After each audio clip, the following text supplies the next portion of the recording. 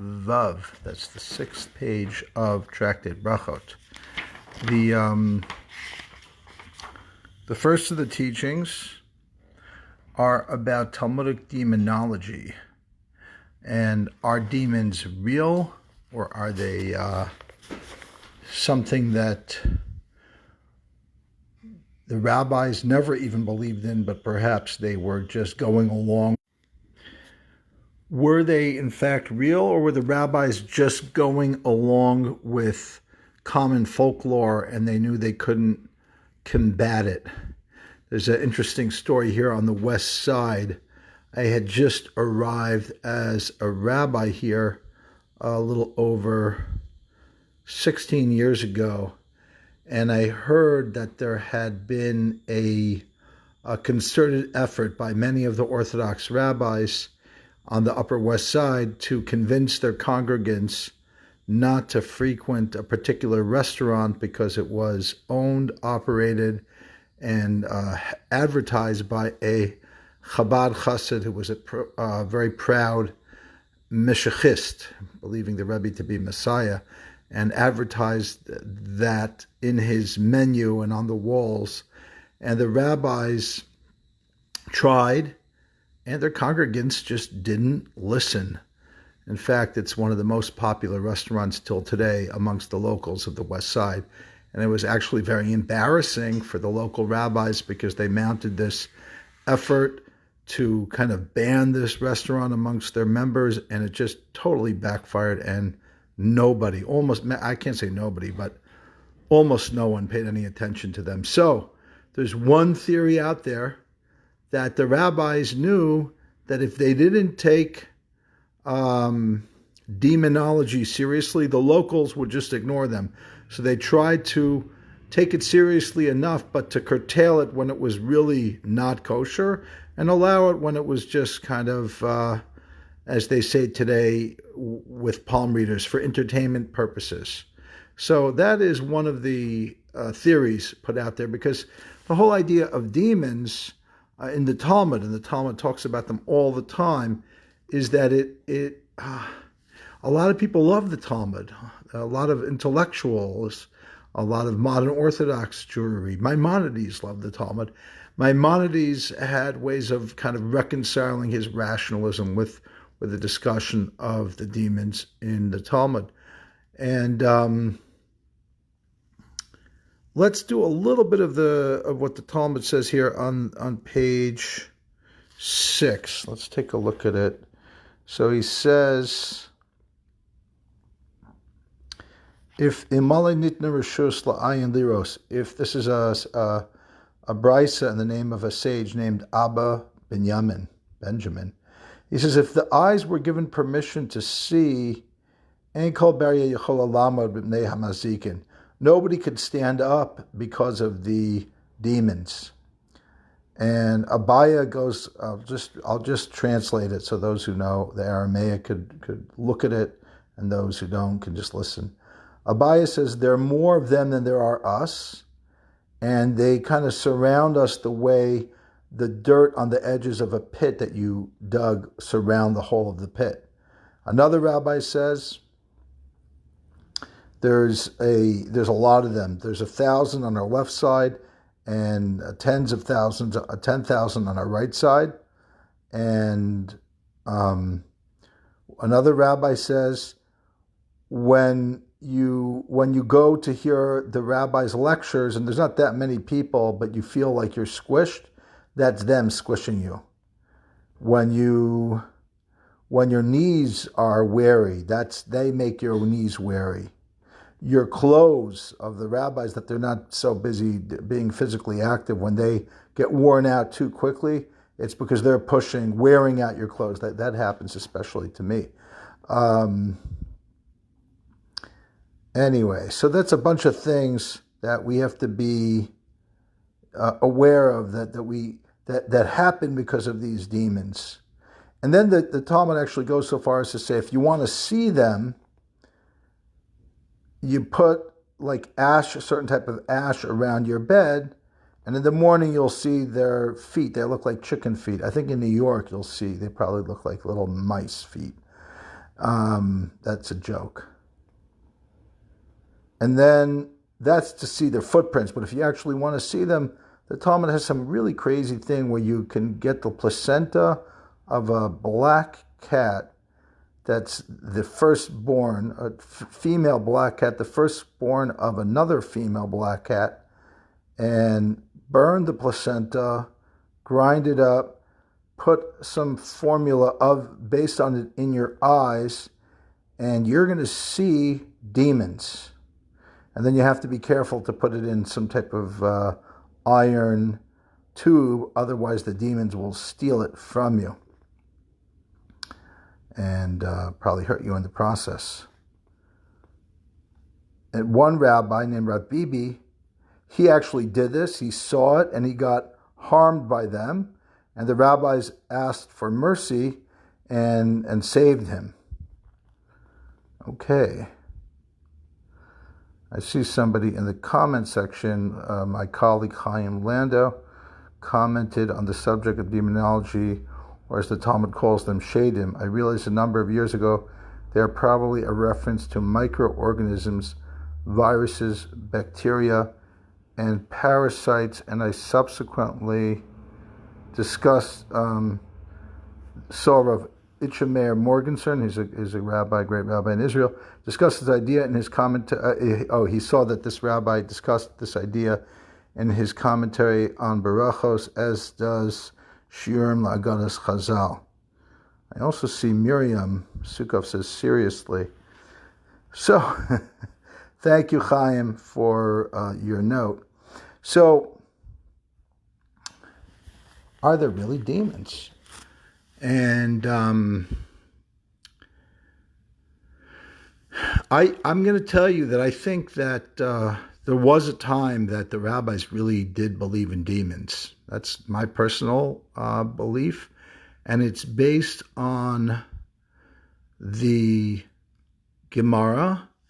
They might have possibly understood many things that we now understand with, let's say, psychiatry, psychology, medicine, and things that we still do not understand, and they would chalk it up to demons. Demons were kind of powerful forces, including angel or demon could simply be a biological force that acts within a person that the person doesn't want. So, for example, if let's say somebody was a Torah devout Jew and they had certain sexual urges, they would think they were being possessed by a demon because they didn't want that urge. They felt it was alien to them, and therefore it was like a force that was put upon them by something else. The most famous demon is a she-demon named Lilith, and that's a famous feminist Jewish magazine. But that Lilith is something that seduces men in their dreams and causes them to be with her, but it's just their fantasies, really. It's their sexual fantasies. So this is some wild stuff. However, that said, I don't believe in demons today.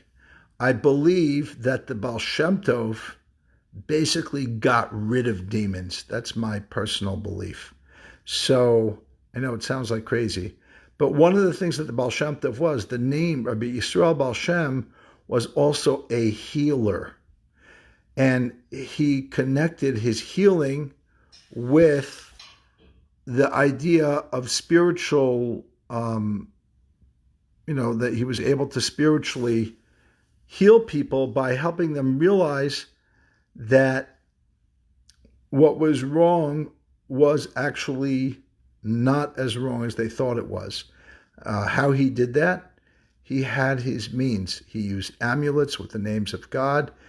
Most of the time, he was able to perform miracles, even without having the traditional kind of toolkit that the other Baal Shems would use, although he did begin his career similar to other kind of, for lack of a better word, mystical shamans within the Jewish tradition. Again, like it's a type of magic. So he was the one who basically according to Hasidic legend, cleared out the demons. And to some degree, we also believe that the Kabbalists, like the Ari, also did that. Now, I also want to refer to a friend of mine who I spent many years studying with as a chavrusa every week, studying Zohar with. This particular friend ended up writing a PhD on basically the dark side or the demonic side in the Zohar. And he's a brilliant guy, and he really, I could go on and on. I'd be basically sharing ideas that he's shared with me about the demonic side in the Zohar. It's a lot. There's a lot there. There's a very strong dark side in Kabbalah, and there is a strong dark side in the Talmud, like we're seeing here as well. Chassidus, starting with the Baal Shem Tov, downplayed that dark side and kind of made everything light. And today, most Jews also kind of don't like the dark side so much. We've had enough darkness from the Holocaust and so on and so forth. So we've always been demonized, so we refuse to demonize people even like the Nazis, maybe Hitler, but like everyone else that we get attacked by, we are like just nice and don't want to like say bad things about them. Just say, oh, that person's crazy, or that evil got into that one individual's heart. But it's a powerful thing in the universe, and Kabbalah talks about it all the time, as does the Talmud. And one of the things we need to deal with is reconciling the fact that you don't have to believe in a demon, but you can be okay with the Talmud believing in it. A lot of people whitewash it and reinterpret the Talmud, starting with Maimonides. So they have somebody to. Maimonides is a great man. I'm not insulting him. I love Maimonides. He's one of the key figures in rabbinic literature that continues to influence me almost every day. So I'm not putting it down. I'm just saying those people who do hold that there was never demons, and anything in the Talmud that indicates otherwise should be reinterpreted, should at least have the decency to understand there are 70 ways of interpreting Torah, and not to get angry at people who believe that the rabbis did actually believe in demons.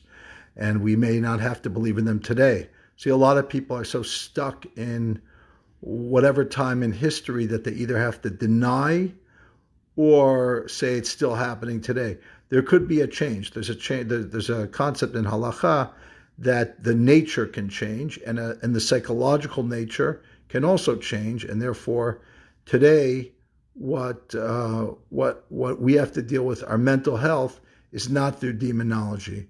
It's through other ways. It's through medication, through therapy, through friendship, and usually a combination. And of course, exercise. And I'm not a doctor. I'm not going to tell you what all the things are.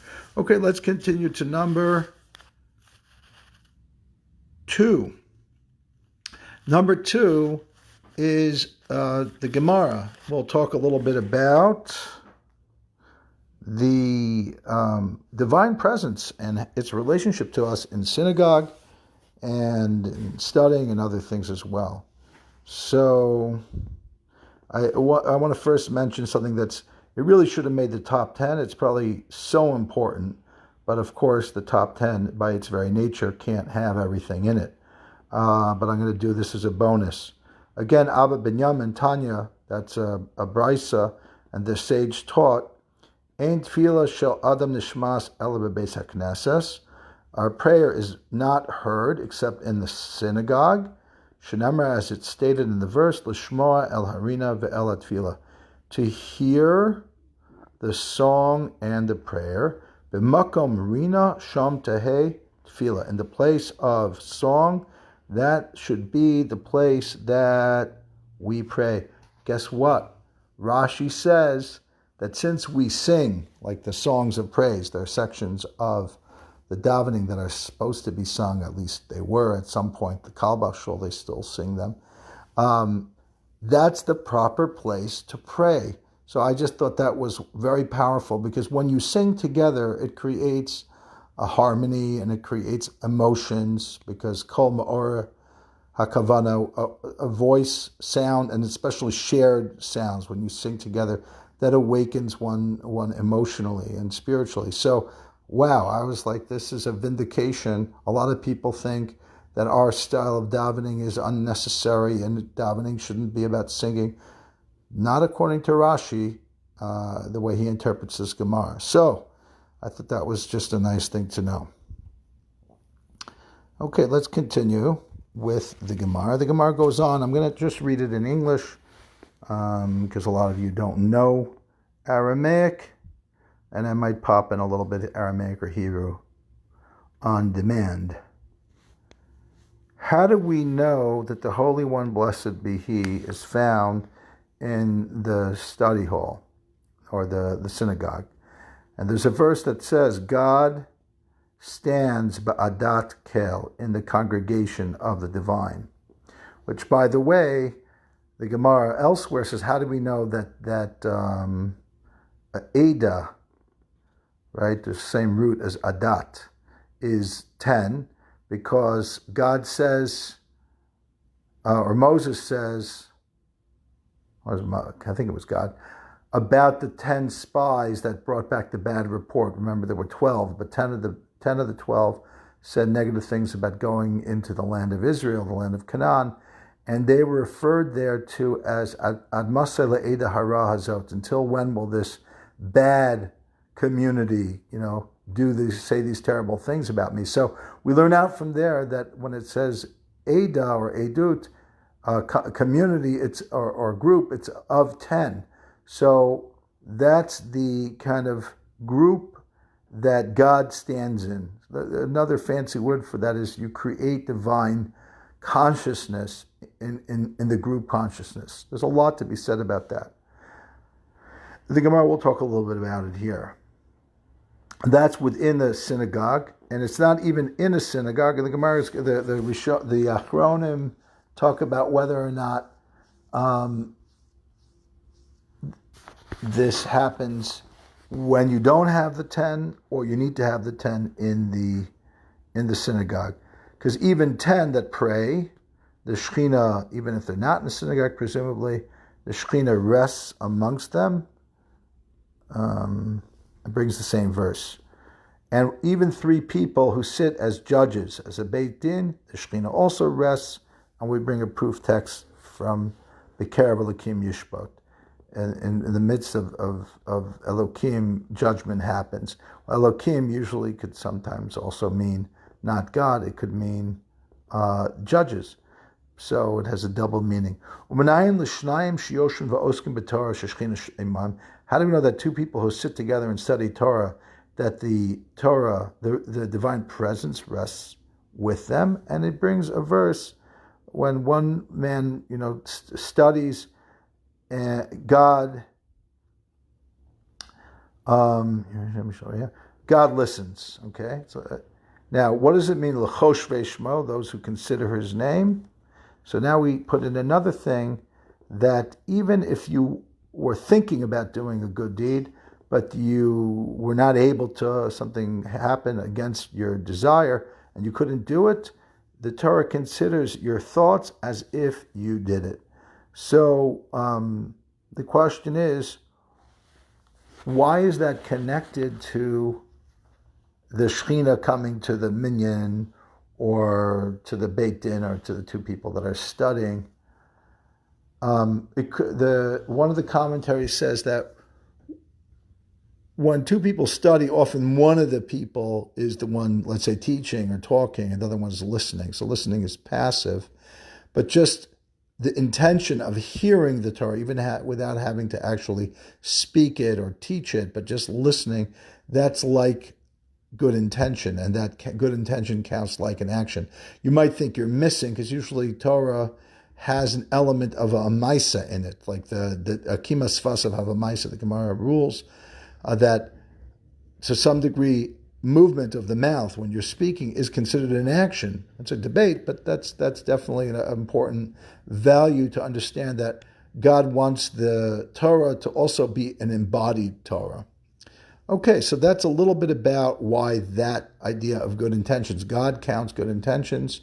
He kind of fills in the rest, even though we don't get to actualize it. And the same thing with Torah study. The best way to study is through verbalizing it and activating the body in it. But even if you don't do those things, it still counts. So let's talk a little bit for a moment about the different levels of Shekinah.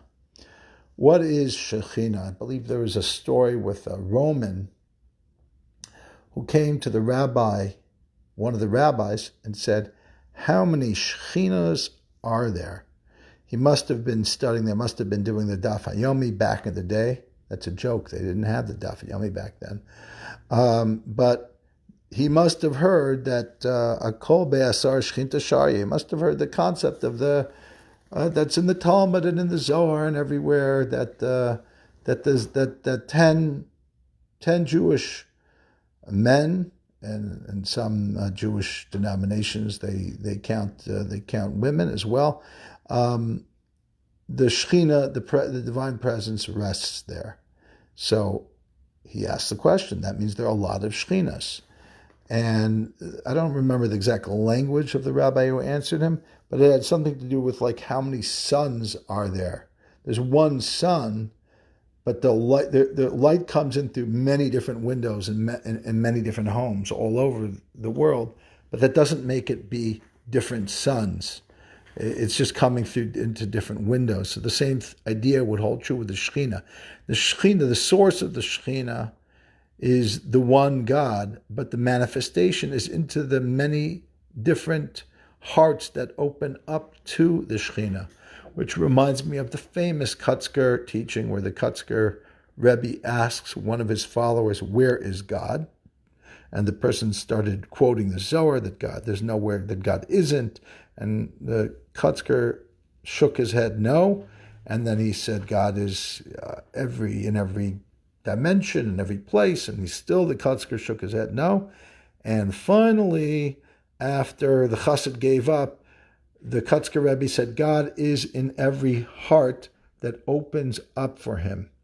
So in that sense, we create the place of presence, divine presence, with our consciousness when we shift our consciousness into divine awareness through holy thoughts, holy prayers, and mitzvot, and so on and so forth. So, getting back to this kind of distinction between various Shekhinahs that are manifesting, the Gemara actually addresses it and says the following.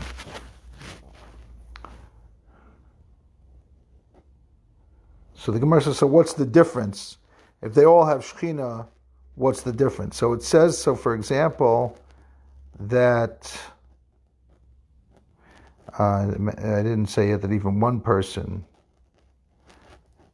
studying Torah also means Shekinah. The difference, the Talmud says, is that when two people do it, it's written in a book of remembrance. But when one person does it, it's not written in a book of remembrance. And the commentaries explain that when one person learns, they didn't work that hard in understanding it because presumably they didn't have to explain themselves to someone else. When two people, either in agreement or in disagreement, study something, they have to come to some type of consensus or agree to disagree on how to understand it. And in that very act, they clarify and understand it better. But when one person does it, I know this very well. I can tell you, I've studied so much Torah that I haven't really paid much attention to, because usually I put on like a Torah recording at night or middle of the night. I just fall asleep. It just helps. It's like a sleep aid for me. I can't say I'm really studying it. Maybe subliminally it's helping me. Spiritually it's helping me, but I'm not like, it's not the same as having to teach or having to study with someone. It's very different. So that's what it means. So Tosas points out that really everything is written in a book about you, right? That's part of Rosh Hashanah and Yom Kippur. God reads in his book of Chronicles about every act that we do. So it's not that, God doesn't count it at all. But in terms of, there's two books that we're in. There's your individual book and there's your communal book. And God doesn't count it in the communal book when you study on your own. I thought that was interesting because if you think about it, it's like we all always think about the book of life, and that's all my things are recorded. But remember, there's multiple books going on. There's the book that you're in on your own about yourself, and then there's the book about your impact and your influence and your interactions, the holy ones, hopefully not unholy, that are recorded in its own book. It's a very powerful thing. Most of us don't have no idea about that. Okay, so now we're going to continue. The Gemara also points out that I would have thought that a Beit Din doesn't have the Shekinah, because after all they're really doing is resolving disputes. They're making peace, but if there would be no problems, if there would be no disputes, they wouldn't be needed. And no, the Shekinah also rests when there's a dispute resolution, because peace, even though it would be better if there wasn't an argument, but arguments are sometimes inevitable in business and family, and therefore having a resolution that Torah actually addresses it with judges that make a judgment, the Shekinah is there as well. Now, why is there a special Shekinah for 10 when there's a Shekinah for 1, for 2, for 3? And the answer is that when you have a minyan in a synagogue, the Shekinah actually waits before the minyan. The Shekinah is there beforehand. And that idea is a very powerful idea, because the word for that is often hachana. Hachana means preparedness. The preparedness, that's a very important concept in doing a mitzvah, is to, for example, we lit the menorah. One of the great things about lighting a menorah is that you have to prepare it. I kind of miss, today I ran out of the regular kind of already filled little jars that you just kind of put into your menorah. So instead I did it the old-fashioned way, which is I took some wool and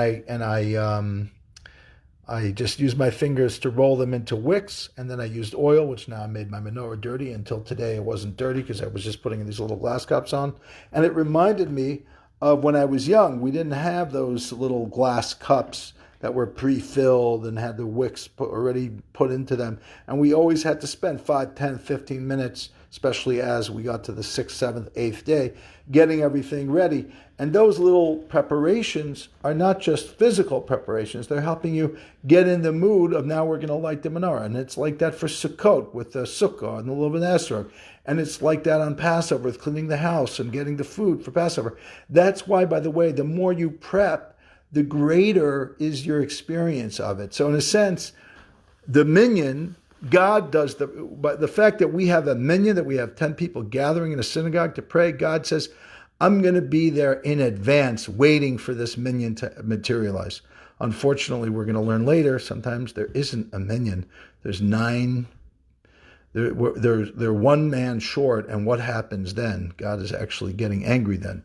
And as a rabbi, I can tell you it's also kind of a frustrating thing at moments like that. But that, I'm getting ahead of myself.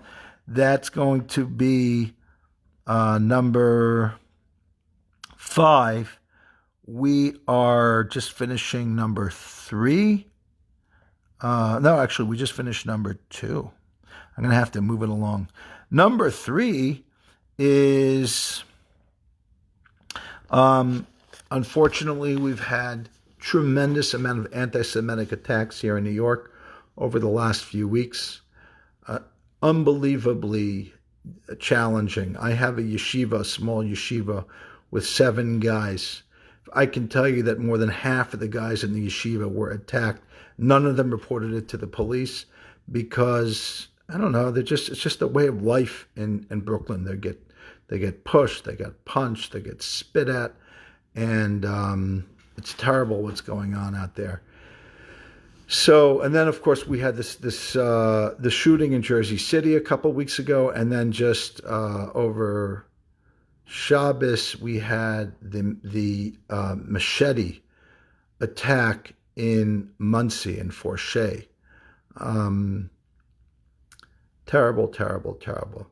And there's a lot we need to do to respond to these attacks, both with words and action, and Jewish unity, Jewish togetherness, Jewish preparedness, Jewish self-defense, coordinated efforts with politicians and police and law enforcement to ensure that these things don't happen, and of course education for people who are part of hate groups that hate us, that I don't know that they want to be educated, unfortunately, but there's a lot of things that need to happen to address this terrible issue. But I want to talk about one thing. I think it was during the 6-Day War. The Lubavitcher Rebbe at that time came out with the campaign, Mivtza Tefillen, to put on tefillin. The Gemara that the Rebbe quoted was this page of Talmud, Brachos Daf Vav. What does it say in Brachos Daf Vav? In Brachos Daf Vav it says that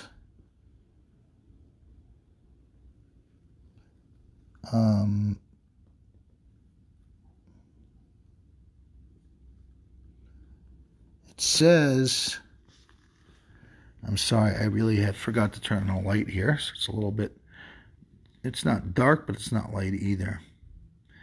So it says, how do we know that the Torah is referred to as a strength? And it says, V'rochel amei haaretz, all the nations of the world will see, Ki Shem Hashem nikra elecha, v'yiru mimcha. V'yiru mimecha. They'll see that the name of God is upon you, or called upon you, and they will be afraid of you. Vatanya, and it was learned in a brisa. Rabbi Eliezer Hagadol Omer, Elu tefilin sheberosh. This is referring to the tefillin of the head. Okay, so that means that when we wear tefillin, specifically the tefillin shel rosh, the head tefillin, the nations have respect and even fear for us. So I'm going to say that Lubavitcher Rebbe, he knew what he was doing. In other words, we're not going anywhere. In fact, I'm going to make it a mission that Jersey City is going to have a revival. I'm going to help revive part of the community in Jersey City. We're going to make sure that a shul that didn't have much going on, we sent 4 of these yeshiva guys there to create a Shabbos for that community. It wasn't exactly the place, the Hasidim that were killed, but an adjacent community in Jersey City that was obviously devastated by this attack and vulnerable. It's not the safest of areas there. That hasn't had a minyan on Shabbos. They've had a minyan occasionally Friday night, but they haven't had a minyan for all the tefillos for all of Shabbos in a long time. We sent 4 guys there to help lead a memorial service Friday night. They had an amazing Friday night and then an amazing Shabbos day, an amazing Shabbos afternoon. And that community is very, not just strengthened by that beautiful Shabbos, they're very excited to have a potential rebirth. We're not going anywhere. We are not going anywhere. We are going to go, and if people think they're going to scare us because they're going to kill us, we're going to put on our tefillin. We're going to put on our talis, and we're going to be proud Jews. We're not afraid. We're not going to be afraid to be Jews in this country. We're going to continue to be Jews, and we're going to spread Yiddishkeit, and we're going to love being Jews, and we're not backing down 1 inch. All of a sudden people are getting nervous, scared for me. Don't be scared. Be scared for the person who starts up with me. That's who you should be scared for. Anyway, so there we go. A little anger from the rabbi. I am angry, and it's time for Jews to fight back. It's time for Jews not to be abused anymore. People should think twice about pushing a Jew or hitting a Jew. We need to train ourselves. We need to arm ourselves legally, of course, and we need to defend ourselves. And this is something that is, if it doesn't go away soon, and it may not, we may need to be our own first responders. We're not, maybe not first responders, our own response. Police is great, but they're always a minute, 5 minutes, 10 minutes away. That's often way too long when you have somebody with a machete or a gun. It's not quick enough. We need to be able to defend ourselves. We need to be able to be given permits for rabbis to carry guns so they can arm themselves to defend themselves and their own congregations. We need to be, and this is not about gun control or not gun control. This is about not letting Jews die on the streets. This is about what's right. This is what we have to do, things to protect each other at this very critical time. Anyway, besides for practical steps, we got to put on tefillen. We got to be proud as Jews. We're not backing down. We're not stopping to be Jews for 1 minute. We don't care if you're black or white and what your issue is with Jews. We're not stopping being Jews. The hatred is coming from, I want to say ignorance, but it's coming from evil, lies that have. If you think that this little chassid in Jersey City or in Muncie is somehow your oppressor, somehow you pulling the strings and why you don't get your whatever it is you want out of life, you are really sick. You're a sick person. Anti-Semitism is a sickness. It's basically an illness where whatever your problems are, you create a fake boogeyman. And if you think these innocent Hasidim, most of them are just barely surviving themselves and would only survive because they help one another out. If you think they're the ones that are your problems, this is a falseness. This is incorrect and totally wrong. Anyway, the tefilin shorosh. There's a couple opinions. Then we get back into the Talmud. There's a debate between Rashi and Tosfos about what is it in the tefilin shorosh that makes it so special. Rashi somewhere indicates that the tefilin shorosh has this shin. There's a shin that's written onto the box of the head tefillin, and there's a dalid. The leather is folded in such a way in the back of the head that keeps the tefillin on. That's a dalid. Then there's a yud on the hand tefillin, but 2 out of the 3 letters that spell God's name are in the head tefillin. So it's got more kind of manifest kedusha, and that's Rashi's reason. Tosfos is another reason, but the main thing is the tefillin. Let's talk about what makes tefillin so special, and that is number 4, which is what's written in God's tefillin. Now we know in our tefillin, it's written, Shema Yisrael Hashem Elokeinu Hashem Echad. It's written, Hear, O Israel, the Lord is our God, the Lord is one, meaning we're designating that God is the one and only true God. I'm just going to do this. There's a Rashi here that I thought was important about art, what's written in art tefillin. Art tefillin, it says the Shema V'haya im Shemoah, the second paragraph of the Shema, known as if we listen. Kaddish Li Kol B'chor, the section about sanctifying the firstborn. Basically because our firstborn were saved in Egypt, we have to bring the firstborn animals, and they belong to the Kohen. The firstborn son has to be redeemed by the Kohen. And then V'haya Kiviyachad, that refers to going in the different things that happen when we enter into the land of Israel.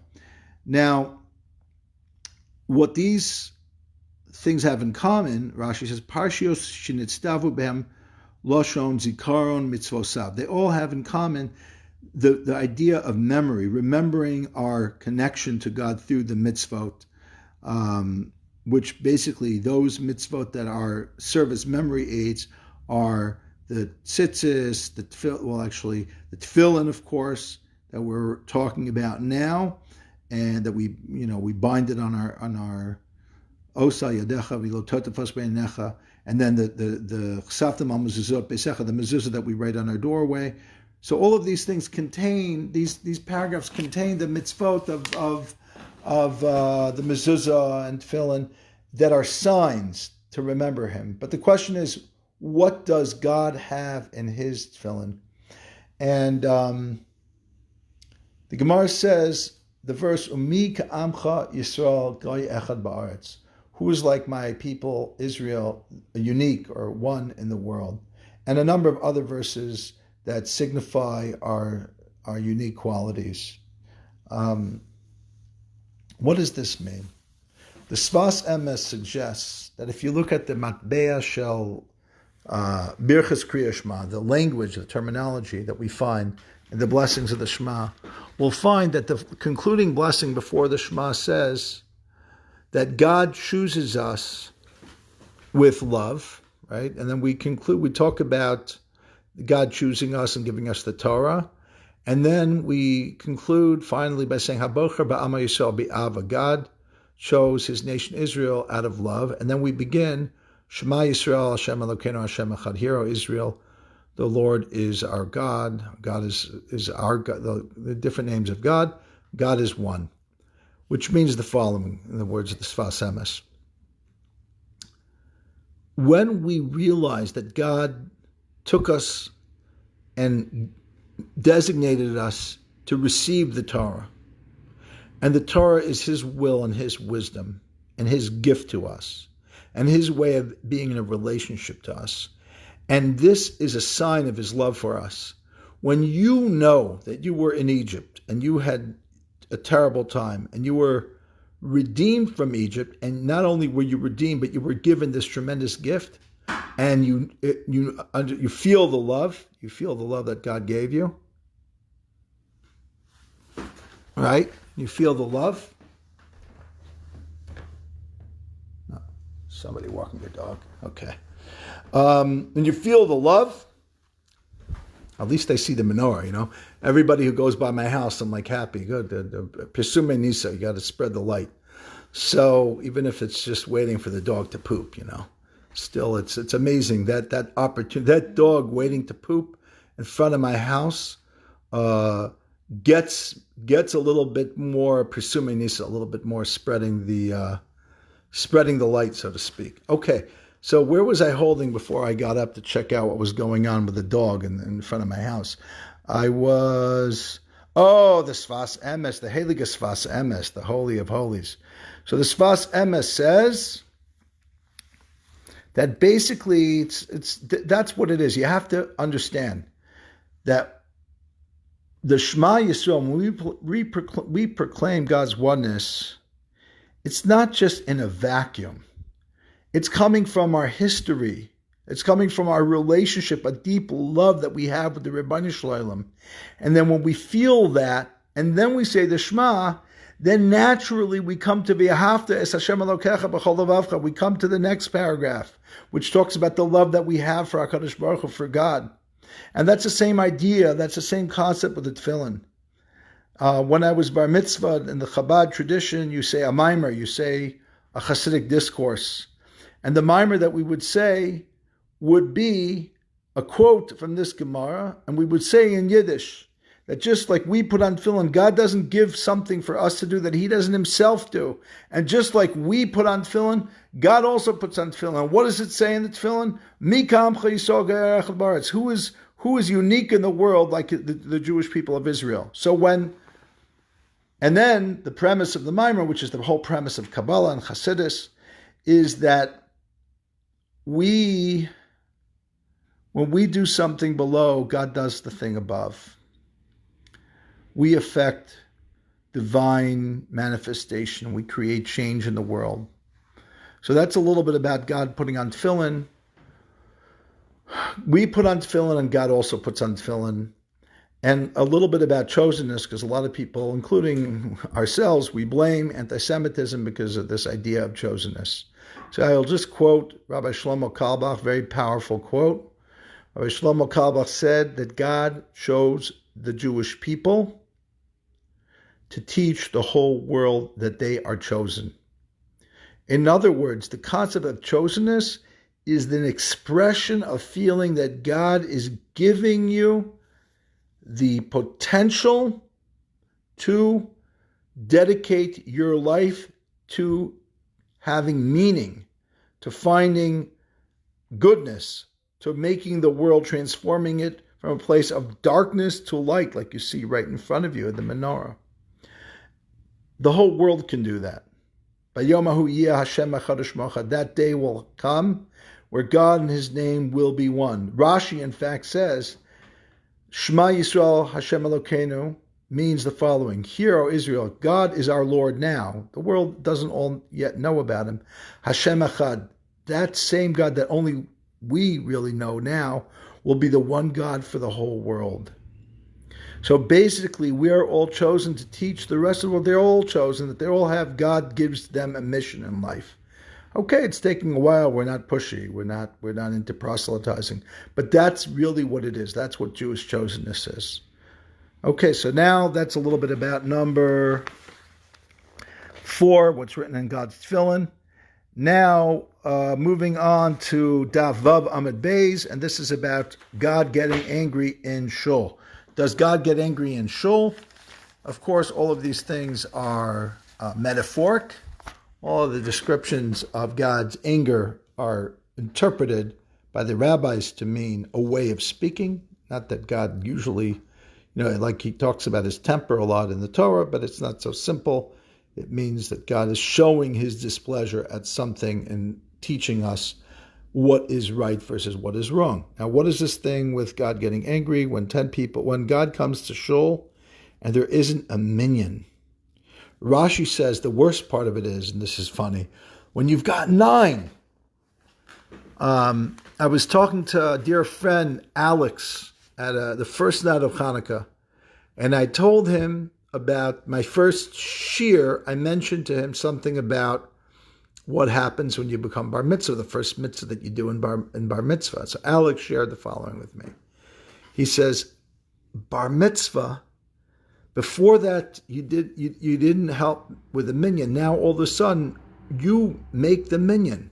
That's an amazing thing. This kid that just turned 12, now is 13, he makes the minyan. But when you don't have a minyan, when you have 9, so then God comes, because we said before that God comes before the minyan, when there's going to be a minyan. He even comes when there's almost usually a minyan, or most often a minyan. He comes there and he waits. And then when the minyan doesn't materialize, and we can't say Kaddish, Kedusha, Baruch, we can't say the number of prayers that can only be said with the minyan, he's disappointed. And Tosos says, I believe it's Tosos, somebody says it, this is the thing where it says, like, this, a crooked thing cannot be straightened, right? This is like, there's no fixing this. You missed, the minyan wasn't there. You can't do it. There's nothing, you missed it, you missed it. So, again, I want to just also say sometimes there's a lot of anxiety in waiting for a minyan, because you're like waiting for the minyan and the minyan isn't coming and it's taking too long. I include myself in one of those people. I didn't used to care, but now that we're trying to move davening along, it makes me nervous when we're waiting for a minyan. Don't be so nervous, because even though there's this Gemara, God is a forgiving God. He's not angry at the 9 or 8 that are there. He's angry at the person who didn't come. So just guilt on that person. But the people who are there shouldn't be so anxious. They should be happy that God, was there with them, even if he was disappointed in the person who could have, should have, didn't make the minyan. Okay, so that's a little bit about God getting angry in Shul. Number 6 is Shul etiquette, going to Shul, leaving Shul, and where to be in the Shul, standing, where to stand in the Shul. So the Gemara has a bunch of things it says. I'm on the wrong page here.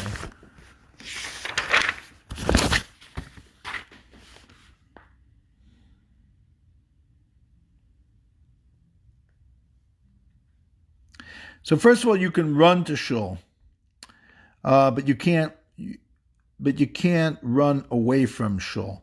There's a debate. Let's say there's like a kollel in the neighborhood. A lot of communities have a yeshiva or a kollel, and you daven in a particular shul, and then you study in the kollel.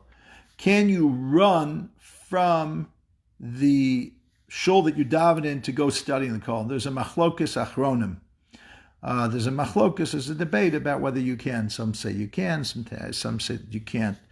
The other thing is that, why is it such a big deal? The Gemara almost sounds like you're allowed to, you can, and eventually we learn it's a good thing to run to Shul, even on Shabbos. There was one rabbi that thought that was wrong, that you're not supposed to really exert yourself on Shabbos, and he was initially upset about seeing people run to shul on Shabbos, and then eventually he learned that that's okay. But there's another thing to keep in mind. We were talking about demons. Here's another kind of like thing that might be a superstition. It's not really, we're not going to dwell on what it is, but in general, you're not supposed to take a big step. And somehow, I don't know why, it's somehow connected to losing a little bit of clarity of vision if you take big steps instead of regular steps. However, when it comes to going to shul, you run. Don't worry about losing your vision. That won't be impacted at all. Okay, that's about going going to shul and leaving shul. Leaving shul. If you run out of shul, it's a sign of disrespect. It looks like you didn't like being there. Unfortunately, a lot of people don't like being in shul. And I have to say, I mean, I like being in shul, but sometimes, it could be a long day. You could be tired, and the shul could go on for a little extra long, particularly maybe because you didn't have a minyan on time or something like that, and it's a little frustrating. And but even if you're frustrated, try not to make a big visible sign of your frustration, of how happy you are when shul is finally over, and then race out with glee. So again, that's just common courtesy, derech eretz. Where do you sit in shul? Most people say that you have to have a makam kavua. A makam kavua means a set area that you sit, stand in, daven in, and that helps your kavanah. Other people actually say perhaps you also have to have a makam kavua, but the real place that has to be kavua, that has to be established, is in your heart. It's not as important if you move your seat one row front or back as that you find a way to concentrate. And some people go to extremes of the makam kavua when there's a debate, when there's a community with multiple shuls that don't get along. I've heard rabbis of one of the shuls claim you can't go to the other shul because you have to have a makam kavua. And if you have two shuls, you not have a makam kavua. That's not necessarily the case. It's not what it means. Clearly, in the time of the Gemara, people had more than one shul that they would go to, and that's not a problem even till today. But again, you could say there's a shul that you daven in, the shul that you talk in. Unfortunately, that is the case often. So if that's the issue, then probably stick to the shul that you like to daven in more. Okay, that's a little bit about shul etiquette. There's more on that, so stay tuned for the further future dafim, because again, a lot of what the Brachos talks about is tefillah, the laws of tefillah, the laws of the Beis HaKnesses, the laws of the Beis HaMedrash, the various customs and laws surrounding it, these things. Number 7 is why is it important to be careful around tefillas mincha? And I actually have to run out. I'm late to a simcha, so I'm going to have to do this a little bit quickly. It says Eliyahu was only answered by tefillas hamincha. What's so special about that? And the Gemara brings a proof text. See, what Eliyahu was davening for is two things. He was davening that the fire should come down, and he had this kind of duel in the corral between him and the prophets of the Baal, and they each claimed that they were going to bring a fire down from heaven to light up their offering. So he was praying for two things. One, that a fire should descend from heaven, and second, that the Nevi'ei Habal shouldn't still argue and not believe it, because we learned about before when it came to the astrologers of Pharaoh, the people who want to make trouble can make trouble no matter what happens. So he was praying for two things, and he was answered at the time of Mincha. So why is that so special? So there's two things about that. One is usually you pray for one thing. Like you pray for a miracle, or you pray for people to understand the truth. But to pray for two things is like a double miracle. Okay, so that's some of the commentaries point that out. But there's another element here, which is Shachris and Ma'ariv. They fit in with a cycle. B'shachvachav Kamecha, of lying down, which is the nightfall, of Kamecha getting up, which is the daybreak. But the afternoon, although there is a parallel to afternoon offering, and the sun begins its descent, from noon onwards, it doesn't have the same. A lot of people, if you're not really outside and looking at the sun or the shade, you don't really know whether it's noon, late morning, afternoon. Eventually, you'll get it when the sun starts setting, but it's not as apparent. And furthermore, you're really preoccupied. In the morning, you have a half hour, an hour to think about relevant things. Your inbox isn't so cluttered. You don't have 100 phone calls and meetings. And then in the evening, also, you're kind of decompressing from your day's work, and you have time again to pray, to learn. But during the day is the hardest time for those two reasons: both that you don't have time, and it doesn't, and it's not visibly differentiated in your psyche the way morning and evening are. And therefore, Elijah, who's the prophet, so to speak, who tells us when Mashiach is coming, and who also answers all the questions that we can't resolve, he's saying, be careful to pray in the afternoon, meaning it's when you get caught up with everything and anything but prayer, that's when you have to be careful to anticipate and make a space in your heart to connect to God despite all the things that are going on. That was number 7. Number 8 is the Chassan and Kallah. Who's the wedding really for? I have a great uncle, Reb Simcha Zissel Lebovitz, whose father was the mashkiach of the Mir Yeshiva in the interwar periods, named Reb Yerucham Lebovitz. Reb Yerucham is one of the great Bali Musar of the last 100 years. He makes the following point. Imagine you go to a wedding, and there's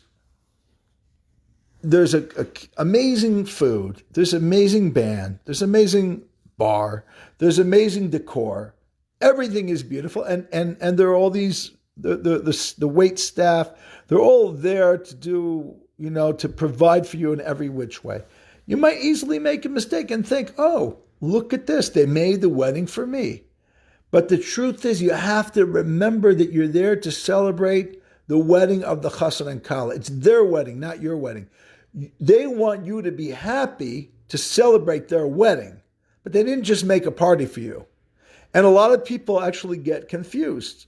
So the Gemara points out that you have to have positive things to make the Chassan rejoice, say the right things, and when you do that, when you sing and you praise the Chassan and the Kallah and so on and so forth, so then it's reminiscent of the Torah that was given with great fanfare. And you could now explain Rabbi Yerucham's teaching is similar to another teaching that he also taught, actually part of the same teachings. God gave the Torah for our sake. God created the world for our sake. And that's number 10. I'm going to skip 9. I'll come back to that. Who was the world created for? God created the world for each and every one of us. Or did he really create it like a wedding? We are the guests at the wedding. Rabbi Yerucham suggests that it's like a wedding. He made everyone feel very comfortable. He gave us each amazing things. But the wedding is essentially the relationship that we have with HaKadosh Baruch Hu. That's the wedding. If we just think it's just for our own enjoyment and we forget about the ikar, the main thing, so then it's like being at a wedding and not praising the groom and the bride and not singing and dancing with them and celebrating with them. It's just like thinking you're there for your own dinner. And that's number 10. And number 9 is, how are you taken seriously? And the Gemara says, if you fear God, people will take you seriously. But the Ramchal explains this in a very real way. When people see you always taking care of yourself, they don't take you seriously. They think you're just there for yourself. When they see that you can restrain yourself and you can do things for others, you can do things based on principles, not just your appetite and your desire to self-gratify, that's when they believe in you. They believe you stand for something, and that's number 9. I'm so glad that we're able to learn together this 8th night of Hanukkah, And I wish everyone a tremendous conclusion of Zos Hanukkah, and thank you for watching.